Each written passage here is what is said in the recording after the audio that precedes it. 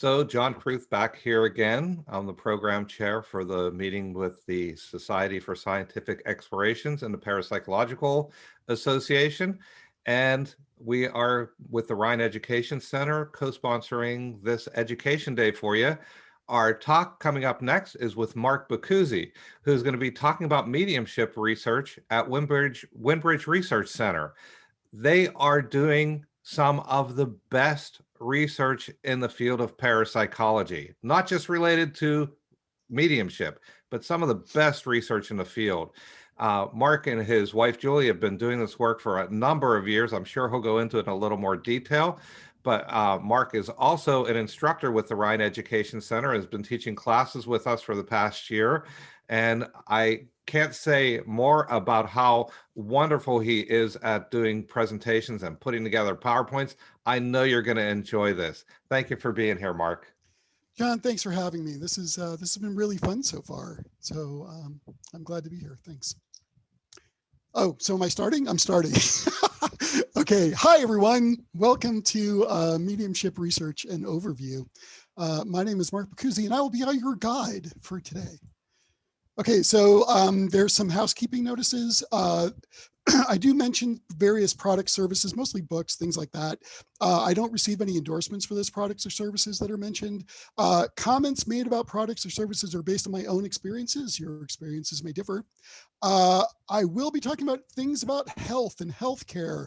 I am not a healthcare provider. Do not take healthcare advice from me, and always check with your healthcare provider when considering treatment options or making lifestyle changes. I'm declaring fair use on this video. There are some items in here which are not being cleared for copyright, but since this is for educational use, I am declaring those items pilfered under fair use. If you use this video for any other purpose, you will be required to clear those copyrights. Okay, now with all of that stuff out of the way. Hello from Tucson, Arizona. I'm Mark Boccuzzi, where I live with my wife and research partner, Julie Beischel, and our two dogs, Toggle and Ada Grace. And I mention the dogs because I am at home today, and there's a very strong possibility that two dogs may come and attack me at any moment, but we'll try to keep them at bay.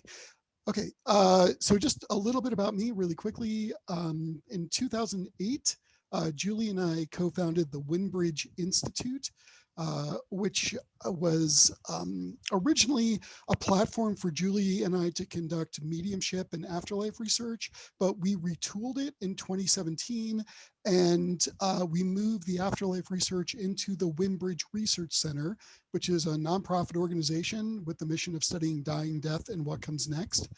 The Institute's still around. We focus primarily on applied psi research.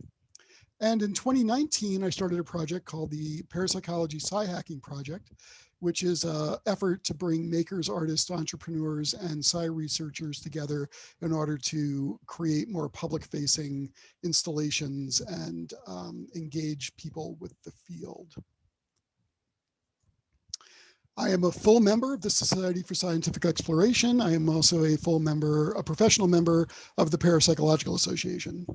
My research has been published in various journals, and I'm also, as John mentioned, an instructor at the Rhine Education Center. I just recently finished an Introduction to Parapsychology class, and I taught art and parapsychology last year.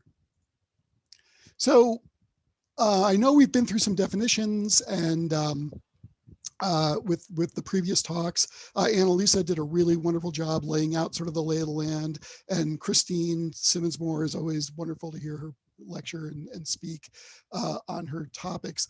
But I kind of feel the need to sort of do a quick hit just to make sure everyone's on the same page in terms of terminology.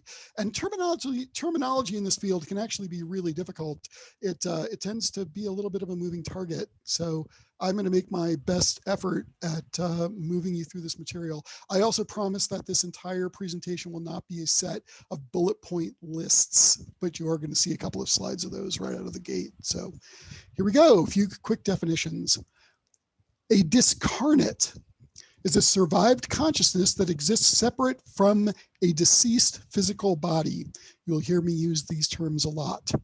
A medium is someone who regularly experiences communication with discarnates. People can have mediumistic experiences, but that does not necessarily make them a medium.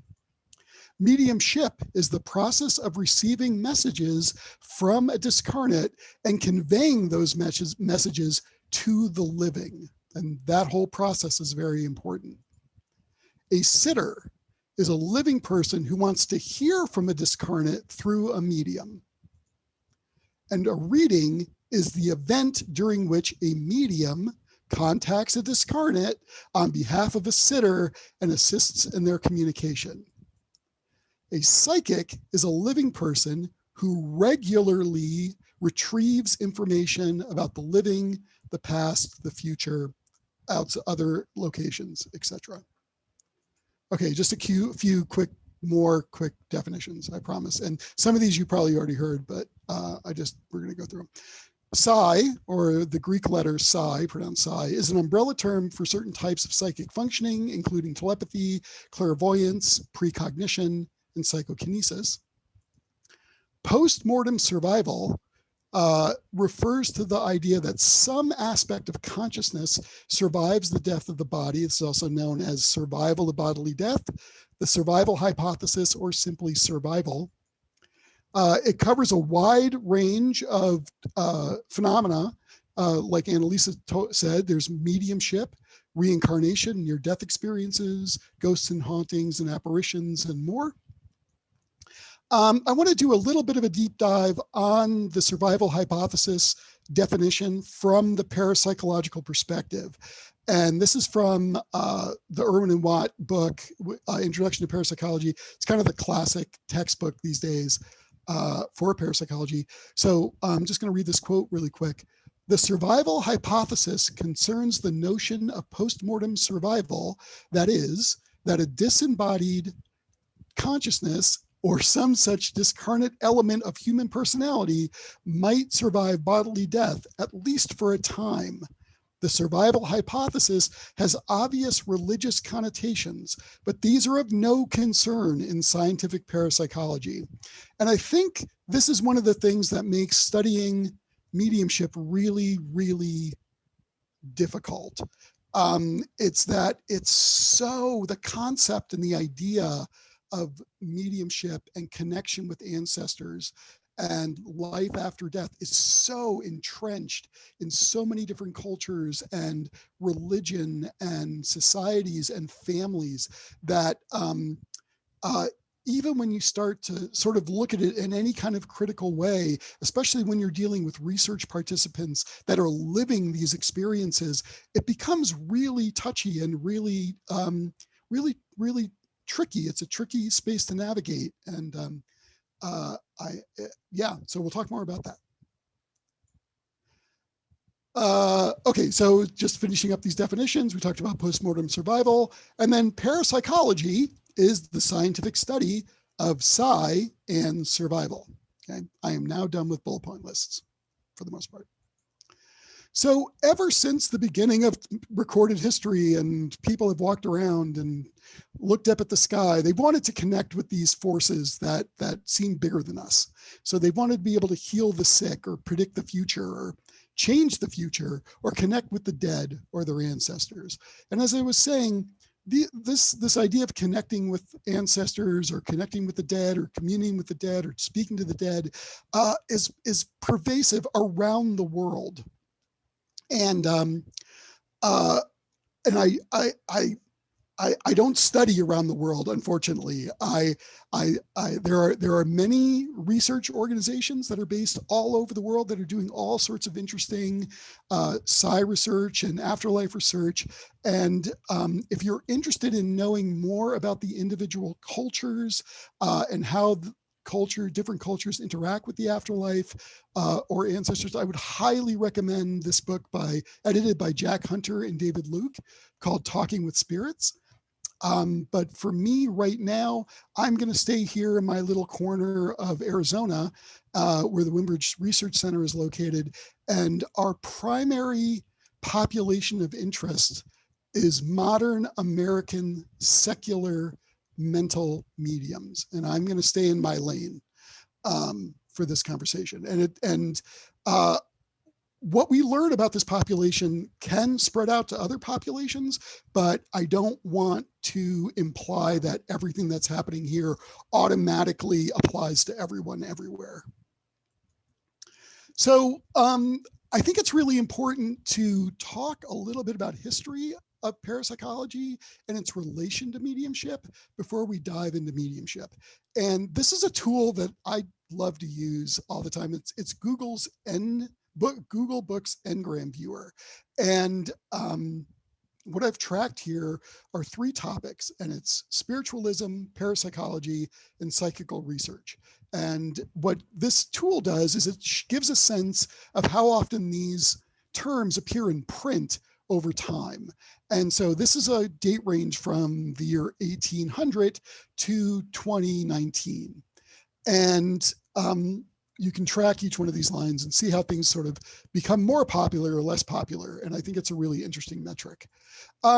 So most parapsychologists will point to the year 1884 and the Fox sisters as sort of the birthplace of mediumship, modern mediumship, or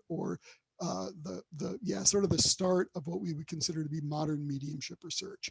And the Fox sisters lived in upstate New York, and they reported all kinds of interesting phenomena. They were hearing thumps and bangs, and it was all attributed to discarnate communication and spirits. And they became very popular. And it's this sort of event, their exposure really, many people believe, was the catalyst in kicking off the spiritualism movement in the US and in the UK.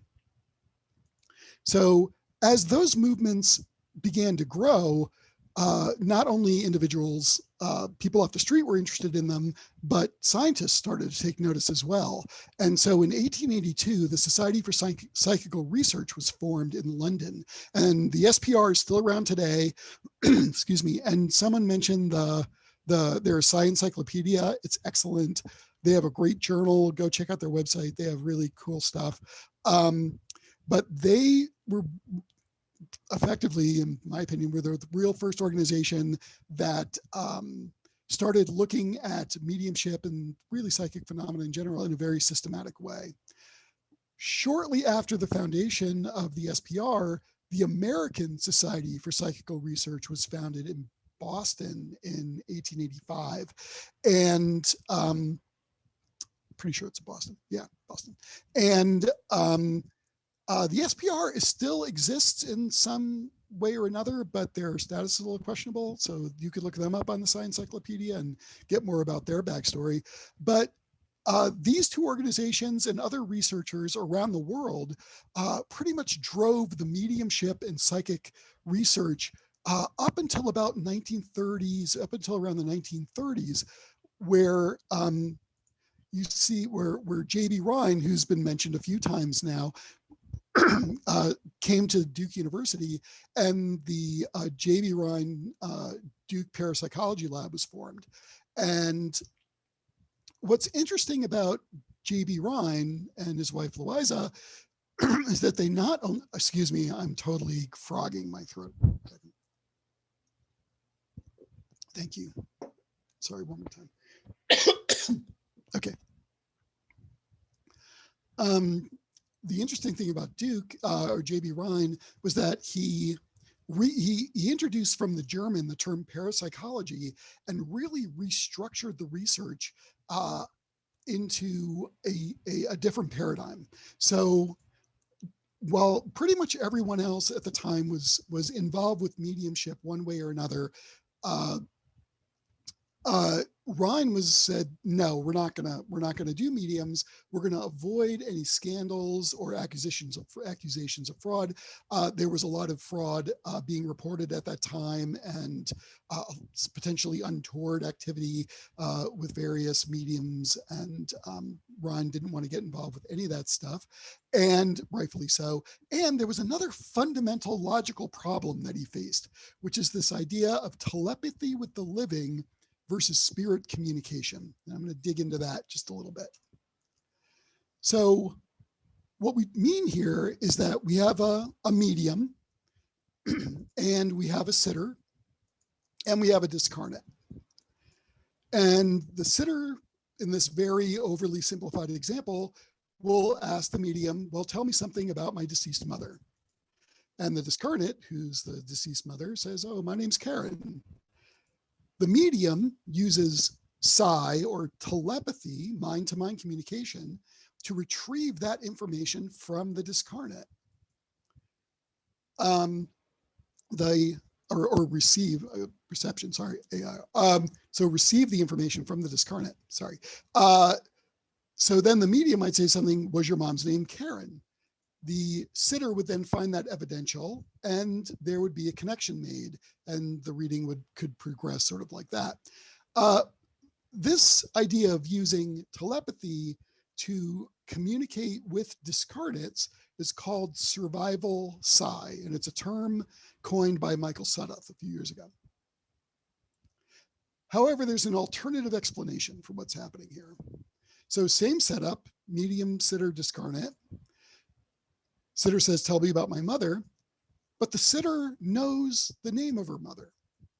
So the medium doesn't use telepathy to contact the discarnate. The medium gets the information directly from the sitter. And this could happen through any number of psi modalities.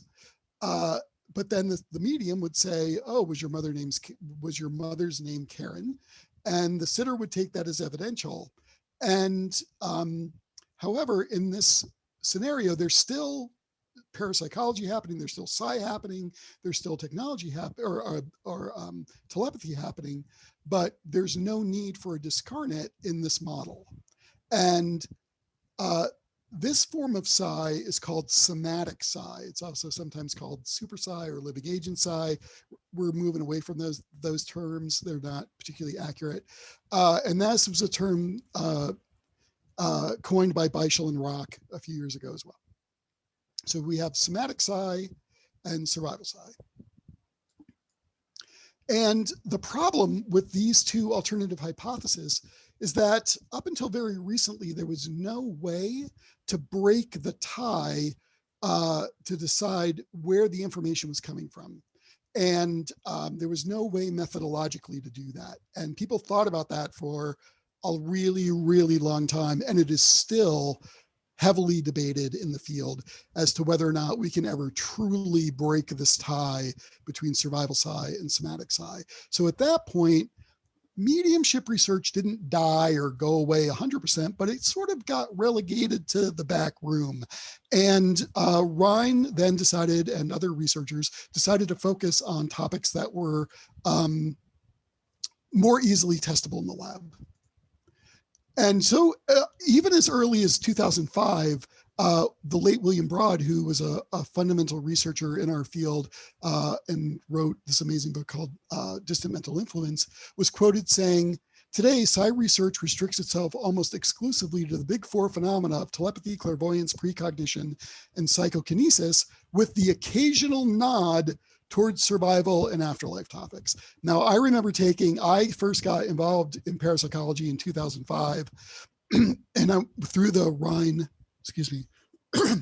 Research Center's summer study program in parapsychology. And I remember talking to the instructors there and saying, well, survival. And a number of people were like, don't do it. Survival is not an area that you're going to get funding. It's not anything that people take seriously. And I think that that's funny today. So just as a aside here, so here's our timeline, and here we're tracking mediumship, right? And we see it sort of ebbs and flows. But by 2005, where this occasional nod concept comment was made, we already start to see this interesting spike in materials related to mediumship. And so around early 2000s, there was this sort of public shift in interest in survival topics. And so this is something I personally call the survival revival. No one ever calls it that, but I'm trying to make it stick.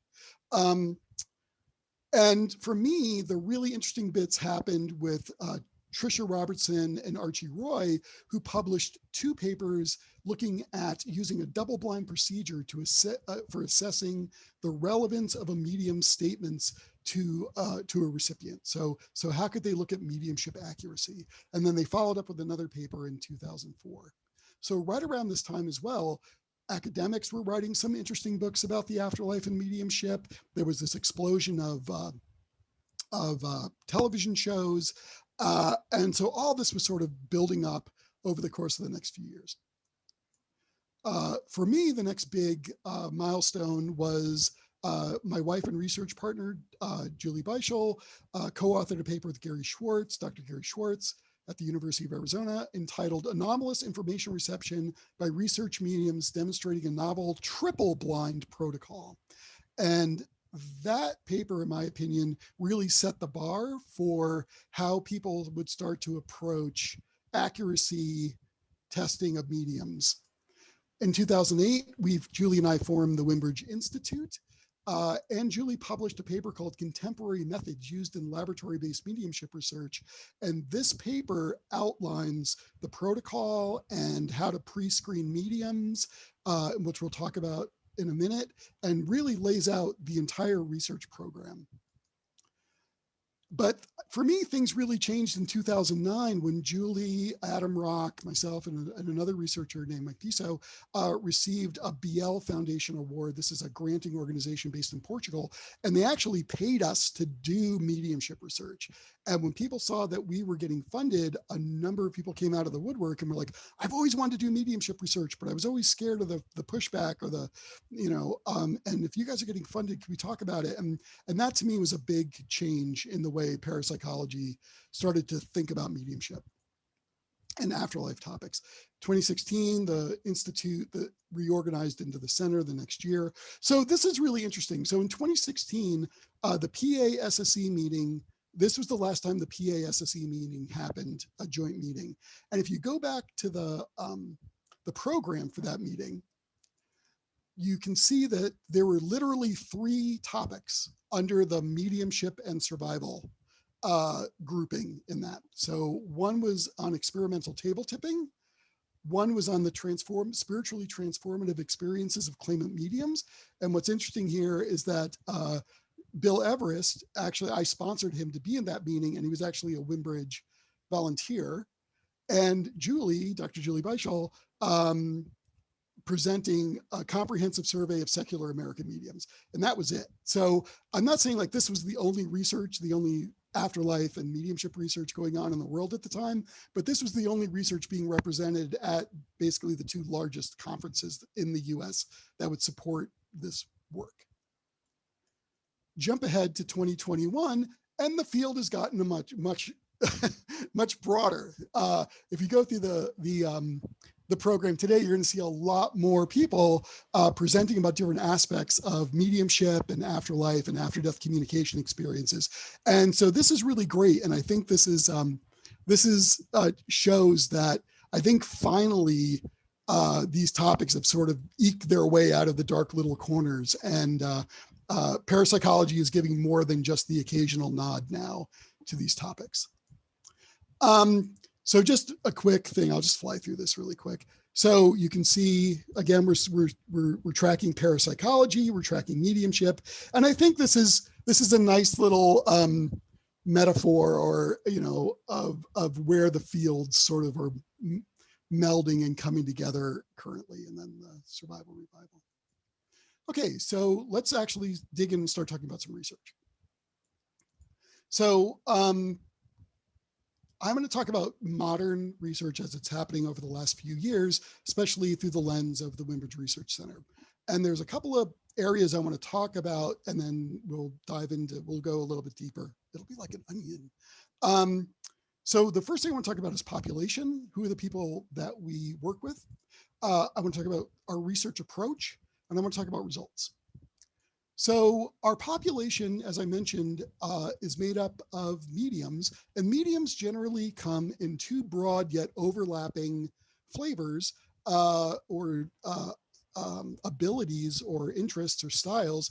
One is called mental mediumship, which I've been talking about, and a mental mediumship is a person that conveys spoken messages from deceased animals or people, known as discarnates, to living people sitter during a specific event known as a reading.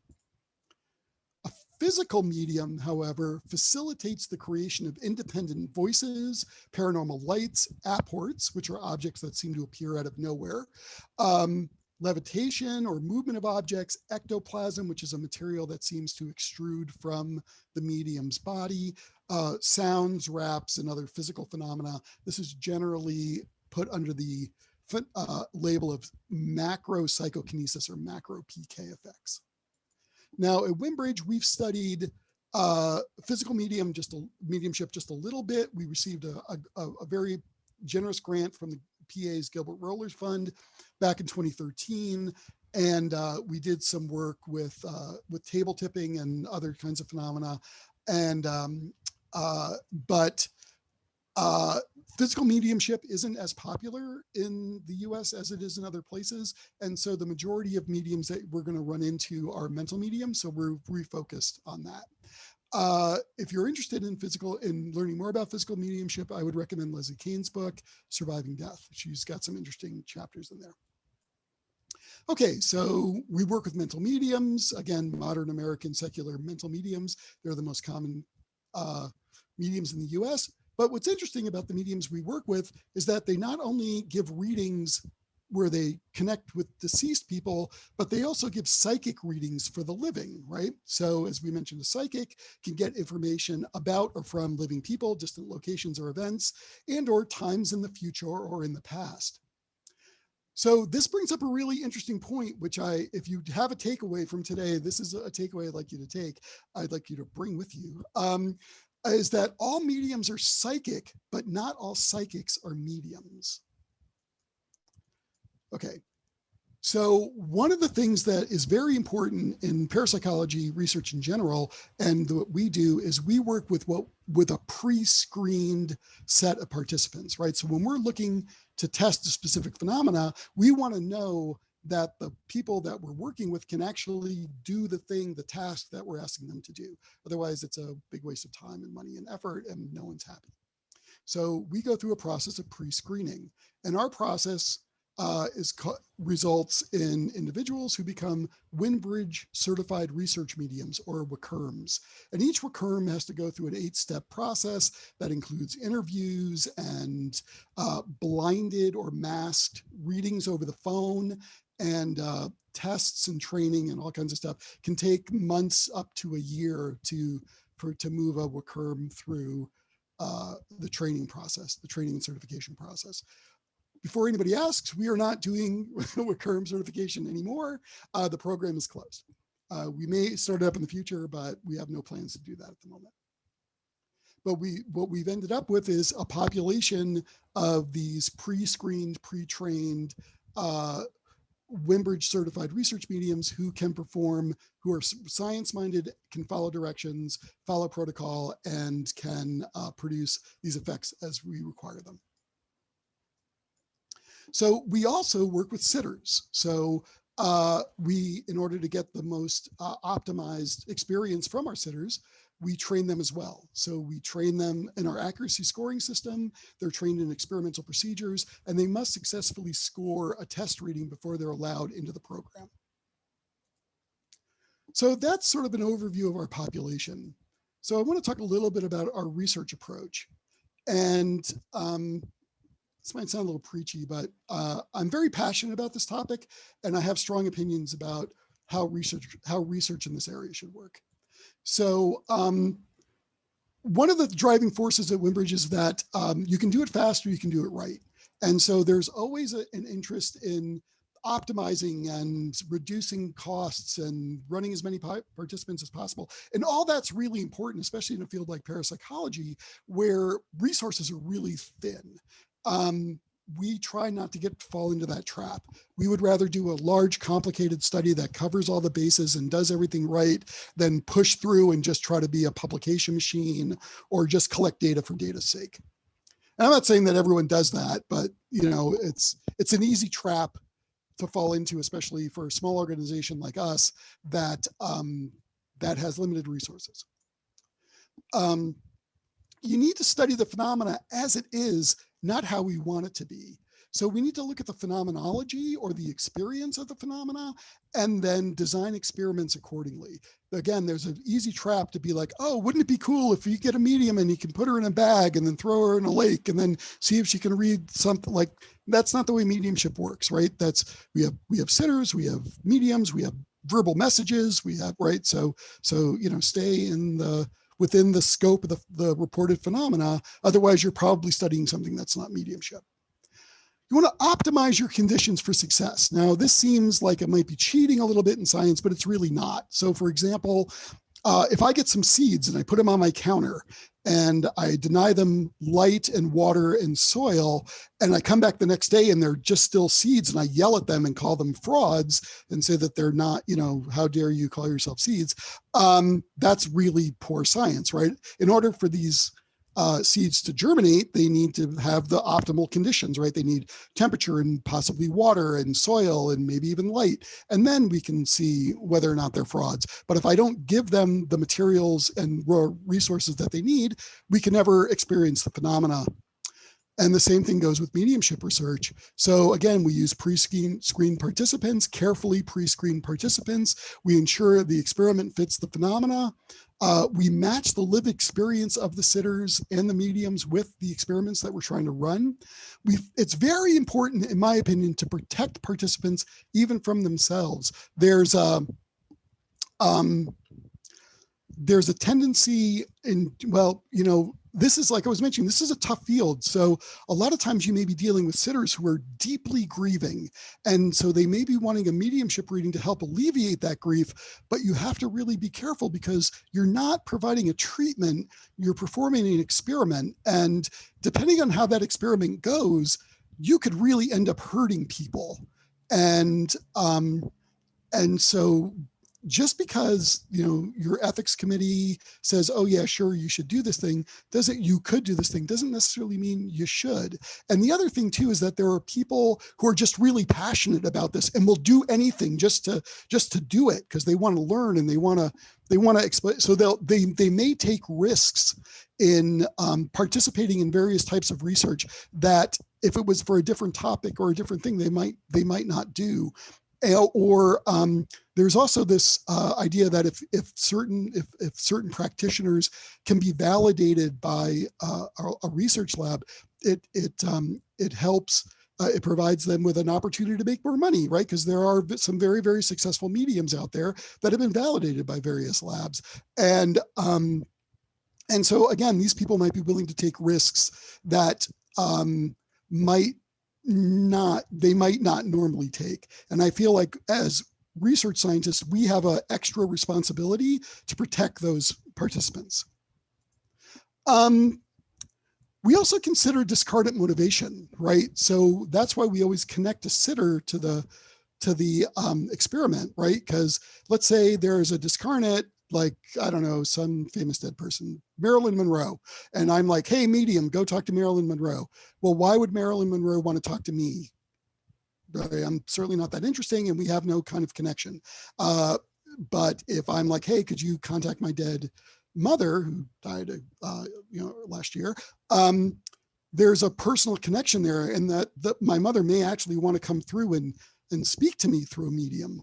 So this idea of connection, personal connection, and pairing making sure the discarnate has a reason to participate in research is really important. And because I can't think of anything more boring than being dead and then like having to answer a bunch of questions through a medium to a research scientist. It's a terrible afterlife. We also want to maximize experimental control. So we're optimizing for success, but we're making sure that our experiments are properly masked with blinding, have proper randomization, statistics, all the important sciencey stuff that makes an experiment valid. Okay, so that's population, that's research approach. Now let's talk about results. So in our research, we look at 3 separate arms. And the first one I'm going to talk about, well, I'm going to talk about all of them, and then we'll do a deep dive into each one. So the first one is what we call the information research arm. And the primary question we're trying to answer here is, can mediums really report accurate and specific information about the dead? The next is what we call the operations arm. And Christine Simmons-Moore hinted at these various proof-focused, process-focused types of research. We use slightly different nomenclature, but it's basically the same thing. So operations research, can mediums provide insight into the survival hypothesis and the nature of consciousness? Can we learn more about this relationship between mind and brain through our study of mediums and mediumship? And then finally, we're very interested in applications research. All this stuff is great and wonderful, and we need to learn it, but how does this help people? At the end of the day, we want to alleviate suffering, right? And we see that mediumship communication and after-death communication and these kinds of interactions ultimately can help people who are suffering. So let's look at the information research arm really quick. So in order to assess the accuracy of a medium statement, it's actually really difficult. There's a lot of moving parts and there's a lot of things that have to be considered. So you need a very carefully controlled experiment or protocol that lets you collect and analyze those data in meaningful ways, right? So again, it's got to match the experiences of the medium. It's got to be optimized for success, while also have fit validity to the, that's a term I use. It's got to fit the phenomenology. It's got to be scientifically valid. And it has to properly control for lots of things, including fraud, which is something that a lot of other areas of research don't necessarily have to control for. Like, there aren't too many people going into a drug trial going, hey, I'm going to fake out the drug trial today. So I want to talk again just a little bit about the structure of a typical reading, right? So we have our discarnate, says I'm a survived personality without a body. We have a mental medium. I experience regular communication with discarnates and then provide messages to the sitters. And then there's sitters who would like to communicate with the departed loved one. And so there's a connection between the sitter and the discarnate. Now, what's really important here is that with any type of human communication or any human endeavor, basically people have to get along. So there needs to be some sort of working relationship between the discarnate, the mental medium, and the sitter, or the reading itself is probably going to go south. And this dynamic is something that we're very interested in learning more about, but it definitely seems to exist, and it can definitely impact the quality of a reading. So again, what's the medium's experience of a reading? So again, we have the sitter, they ask a question, the discarnate provides an answer. There's a telepathic connection between the medium and the discarnate. There's a response, a verbal response, and that verbal response is transmitted some way, shape, or form, maybe over the phone these days, or over Skype, or just spoken to the sitter. And then there's this personal connection that's made. Okay, so if we want a controlled experiment that covers all these bases, that lets us collect the data in a meaningful way about mediumship accuracy, where do we find that? Well, fortunately, one's been published. In 2007, as I mentioned, Julie published this paper, Contemporary Methods Used in Laboratory-Based Mediumship, and it is some have called it the gold standard of mediumship accuracy testing. Other people have not been as enthusiastic about it for various reasons, but that's just the nature of science. Everything is a debate. And but however, in my opinion and in the opinion of others, the protocols laid out here are pretty solid. It is a fully masked reading protocol, which means there are multiple levels of blinding. So fully masked means that the information is carefully compartmentalized to prevent information leakage that could impact what the medium says or how the experimenters interact with the sitters, or how the sitter interprets and scores their reading for accuracy. So a fully masked quintuple, I can never say the word, 5 levels of blinding protocol addresses the normal explanations for the source of a medium's accurate readings. Using this protocol, we collected accuracy data from 58 readings performed by 20 pre-screened mediums. Some of the features or highlights of this protocol is that all the readings are done over the phone. No one is ever in the same room. So reduces the possibility of various kinds of information leakage. We use what's called a blinded proxy sitter. So one of the mediums, the experimenter who's on the phone with the medium knows nothing about the discarnate, has no details about the discarnate, and the medium never interacts directly with the sitter. The sitters score blinded targets and decoy readings. So once the reading is over, the sitter will receive 2 readings. One of them is theirs and the other one is a decoy. They don't know which one is which. They're asked to score both of them and return them. This deals with things like rater bias, and which can influence how a person rates a particular reading when they know it's for them. So if a person tends to rate things hard, they'll probably rate both readings hard, or if they're easygoing, they would be consistent in that. We ask specific questions of the medium. We need to know things like cause of death, hobbies, and physical description of the discarnate. We also provide a chance for discarnate motivation and allow the medium to provide just open-ended messages to the sitter. The protocol requires 3 experimenters to ensure proper compartmentalization of all the data, and the sitters score readings. The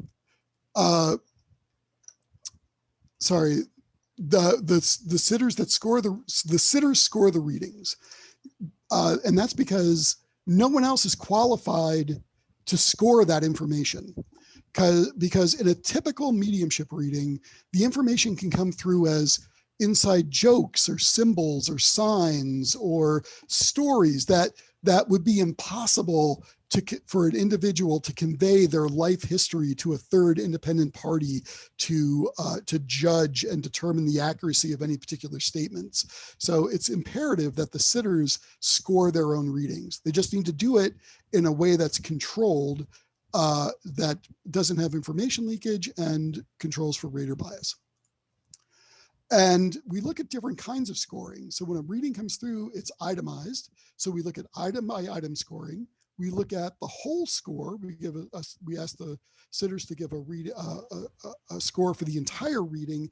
And then we ask them to do forced choice, which was mentioned in an earlier talk, where you have 2 choices and you have to make one or the other. And in this case, we make them do the forced choice between the decoy and the target. They have to pick one. They don't know which one is which. And then we run the stats and report all those data. This protocol is long and complicated because it needs to be, because if you skimp on any of the pieces, you will break it and things will become unblinded, or there will be information leakage, or there will be some sort of bias built into the system. So Julie has created this video. It's about 25 minutes, 20 minutes or so, that gives an overview of the actual protocol in more detail. And it's up on YouTube, and I made a little tiny URL. So it's tinyurl/WRC AIR, Wimbridge Research Center Anomalous Information Reception. So I'll leave that up there for another second, do some screen grabs, take a picture. It's going away, 3, 2, 1. Okay. So what do we find when we look at all those data? Well, for accuracy, right, when we look at when the blinded sitters score their readings, we find that the readings that are intended for them, their item by item scores are higher, and they score their item by item scores more accurate than the decoy. The overall scores that they give to their readings are higher in the actual targets than in the decoys. And in the forced choice, they pick their own reading more than would be considered by chance. Again, all these results are statistically significant. So it's one thing when one lab does it and we see evidence for this ability of anomalous information reception or the reporting of accurate and specific information from mediums, but it's better when more labs do it. And so one of the ways we look at disparate or not disparate, but similar studies from different places, like Annalisa mentioned, is a thing called a meta-analysis. And again, they have pros and cons, but this is a recent meta-analysis run by Patrizio Tresoldi and his team. And they looked at anomalous information reception specifically by mediums. And what they concluded was the results indicate that some mediums can anomalously receive information about deceased persons. I would have said that backwards. So can mediums really report accurate and specific information about the dead? Yes. Yes, they can. Now that's a hard line, and I'm sure there's a bunch of people out there rolling their eyes and being upset about that answer, but you know, there's only so much data you can collect. Hi, so does that actually answer the survival question? No, it doesn't. Just because we have accurate information, we still don't know where it comes from. So information, good. Operation, can mediums provide insight into the survival hypothesis? So again, we come back to this source of psi problem, or this survival psi versus somatic psi blockage or headway or impasse. That's the word. So in our operations research, we look at phenomenology, which is the experience of both the sitters and the mediums, and the physiology of the mediums. So what's going on in their bodies, what's going on in their brains. We also look at their psychology. I don't have time to talk about psychology today, and I kind of feel like I might not even have time to talk about these other things, but I'm going to burn through. We're going to start with physiology, and we're going to talk about brains, because everyone's like, oh, brains, it's so sciencey. So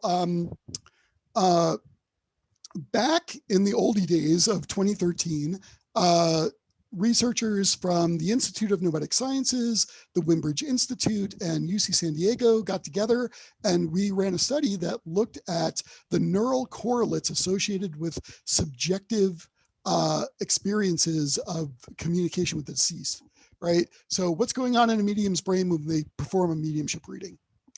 And for this study, the study was actually conducted at the Institute of Noetic Sciences. They have a really great EEG setup, and we have mediums, and then there was a lot of collaboration on the protocol. So our recurrums were used in this study. So basically, in one part of the study, we asked the mediums to remember a story, listen to a story, fabricate a story about a deceased person, and then actually perform communication, get in touch with a deceased person of their choice. And when we look at the EEG for those data, for those different phenomena, they look different. So the paper concludes, the study finding suggests that the experience of communicating with the deceased may be a distinct mental state that is not consistent with brain activity during ordinary thinking or imagination. So this is very important. This shows that psi is happening in the brain, and it's different than making stuff up or lying or recalling something that you had read earlier. So does this get us to survival? Nope, not quite yet. We're getting close, but not yet.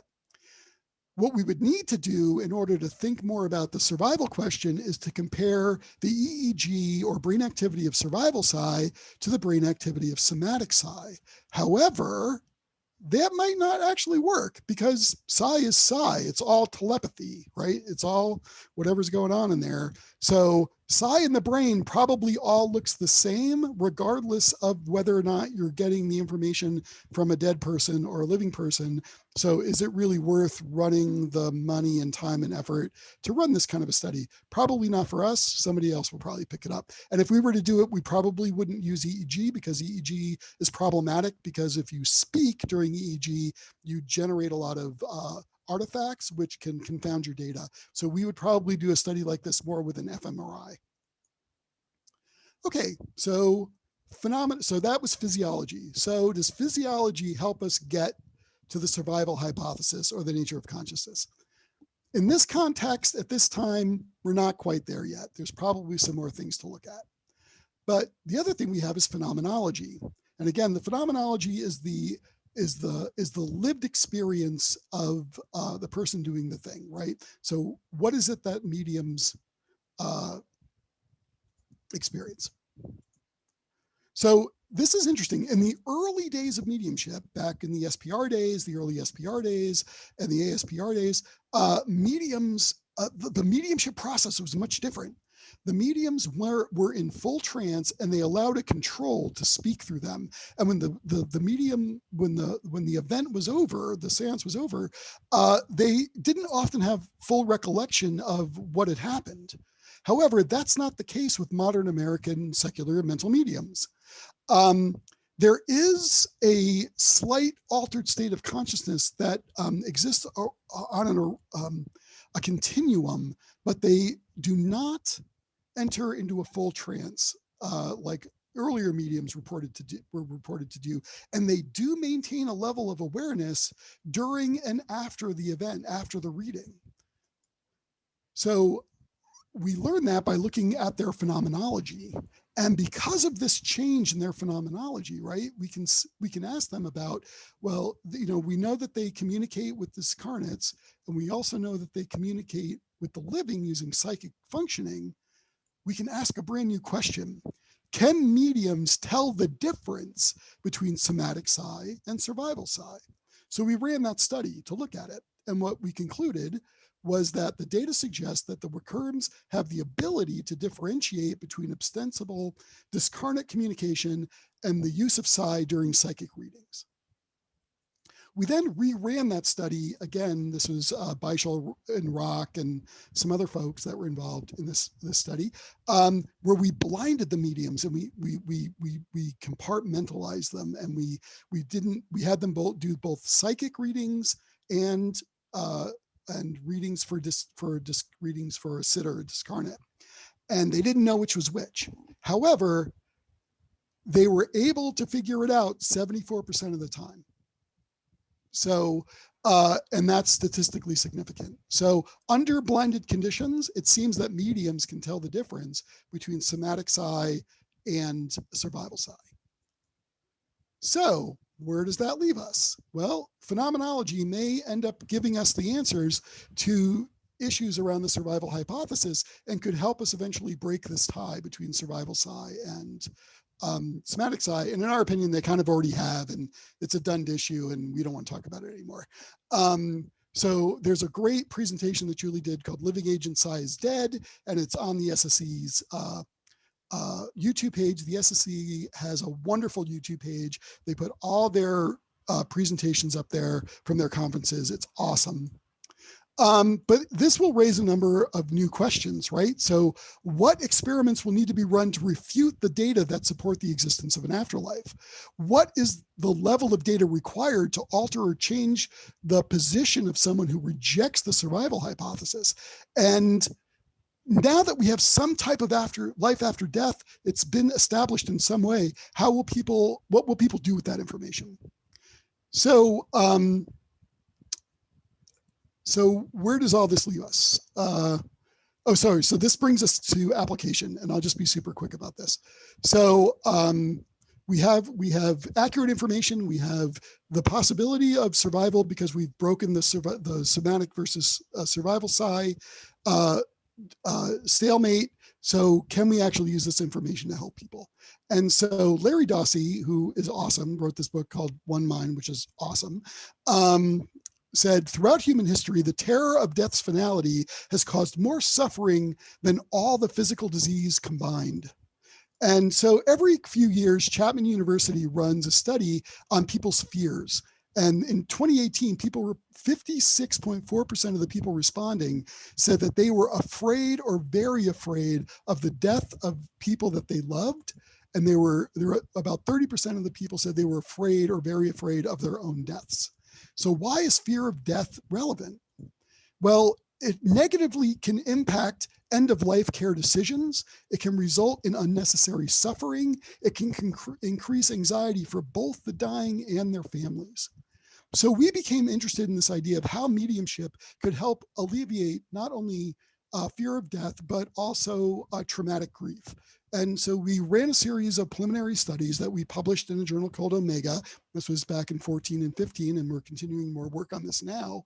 And what we found in a retrospective survey is that, yes, when people got a mediumship reading, their level of grief did decrease. And we can't run statistics on this for a bunch of technical reasons, like it's a retroactive study and you really shouldn't run stats on those. But you can see that there's a marked difference, a marked decline, reduction in their grief from the reading condition. The other condition is an MHP, or mental health provider. And you also see a reduction, but that reduction isn't as great. Now, this gets a little confounded because the people that went through the MHP is a little bit higher, but this is really promising and interesting data. What's even more interesting are the comments that people made in the survey that we gave them. So I'm just going to run through these quickly. I felt better after being with the medium. She stated things to me that were personal from my dad that no social worker could have done. The medium reached my heart, the social worker, my mind. When my first mental health provider negated the reading I had with a medium, I switched to someone who understood and supported my new reality and therefore received much more constructive help with my grief. The combination of assistance from an MHP and a medium is of significant value and in processing grief and corroborating one's belief in life and the other side, life on the other side. These are really powerful statements from people that are grieving and found some level of relief through the process of mediumship. So, can mediumship help people? Seems like it can. We need to do some more work on that. I'm not saying anyone who's grieving should go out and get a mediumship reading. There's information on our website that you should look at on wimridge.org if you're thinking about getting a mediumship reading. Again, I am not a healthcare provider, and I am not recommending this as a general treatment for grief. So let's wrap this up. What do we know Hey, about? Mark. Yeah. Let's wrap this up. We got questions here. I got one more slide. Okay, here we go. Here it is. So mediumship readings appear to involve 3 people, and they all need to work together. Some mediums can report accurate and specific information about the deceased.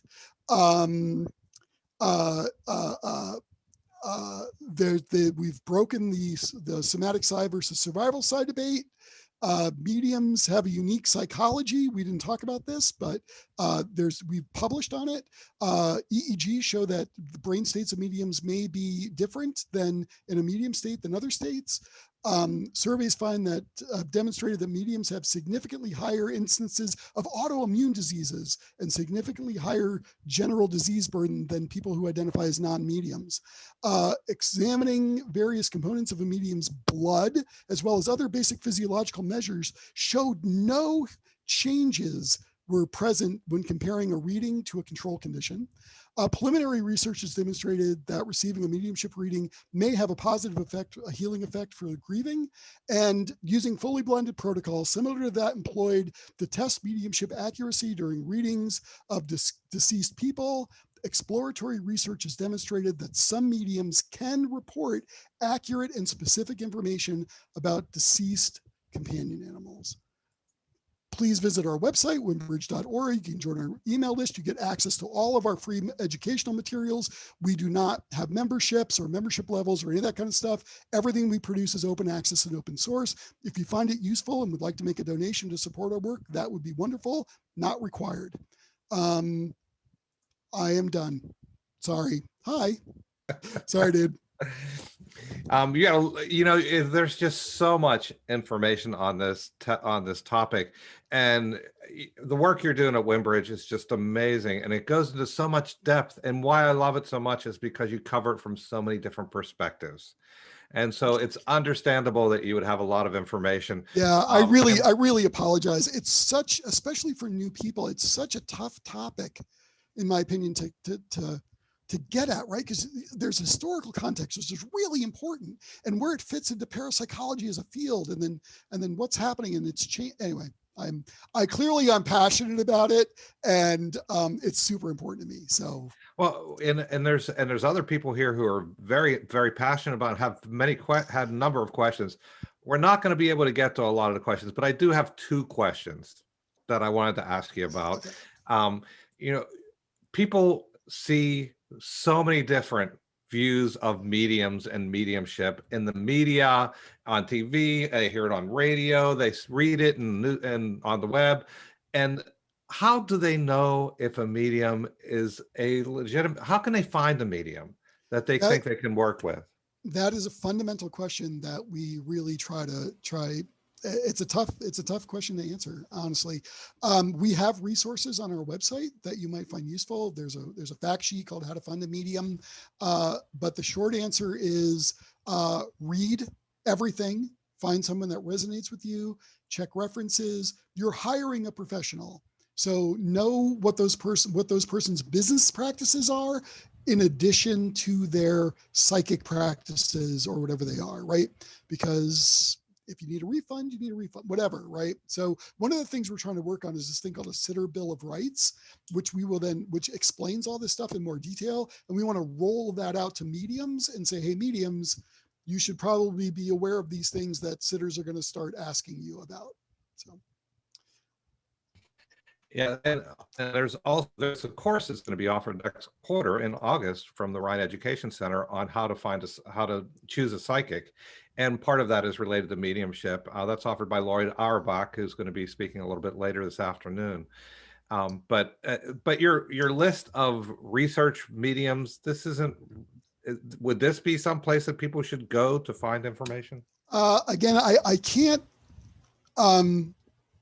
I can't recommend a specific medium. We do maintain a list of research mediums on our website.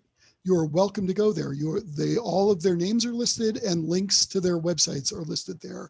And you should go through the process and really carefully examine who they are and what they do and what they offer, and find one that resonates with you. Some people don't find a hit there. Some people do. So.